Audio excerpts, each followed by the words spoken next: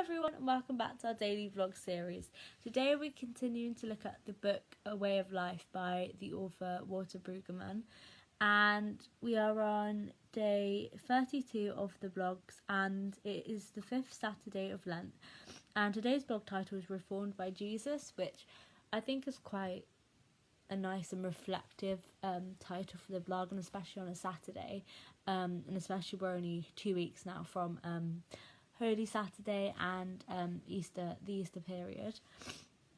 And I think when I think of the title Reformed by Jesus, it kind of personally makes me think of like reflecting on again what it is like to be a Christian. And also like for me, I grew up, and I guess for many, like I grew up in a Christian household. I went to a C of E primary school, and kind of went to church and like Sunday school as a child, but as I got older, like continuing to explore my faith and still being like true and wanting to learn even more about Jesus and like dedicating life as a Christian to Jesus.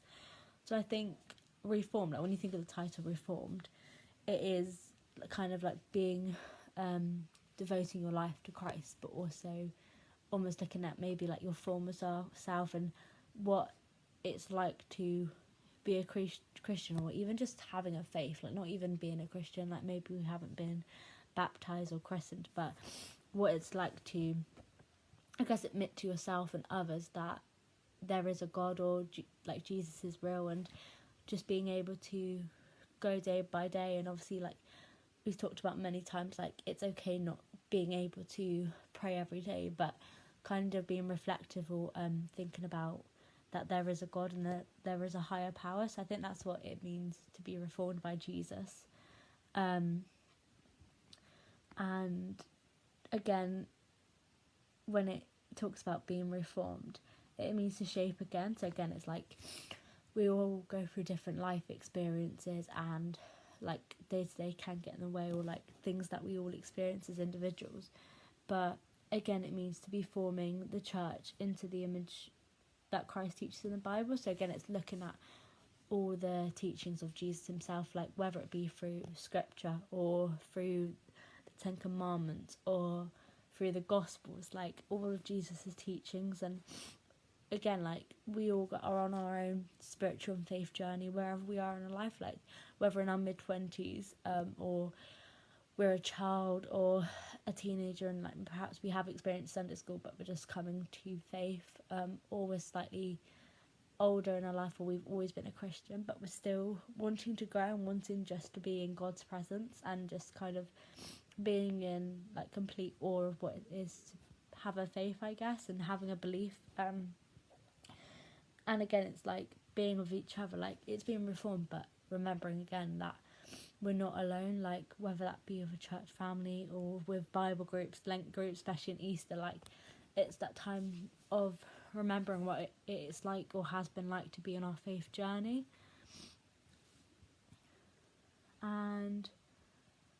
for example, it's scripture as well, which I thought was really lovely, was 1 Peter chapter 4 verse 7 says, "The end of all things is near, therefore be clear-minded and self-controlled so that you can pray." So again, it's almost, perhaps if something has happened in our life, so we've come to realise that we want to dedicate our lives to Jesus, and that there is this higher power, that being clear-minded, that kind of being true to ourselves, that there is a God and you want to explore your faith or explore religion more. It's being reformed and believing, I guess, like being reformed in the fact that we believe and that no one else's like opinions or views should matter, that it's your decision alone and whatever you come to decide as an individual. And again, I think it shows as well, like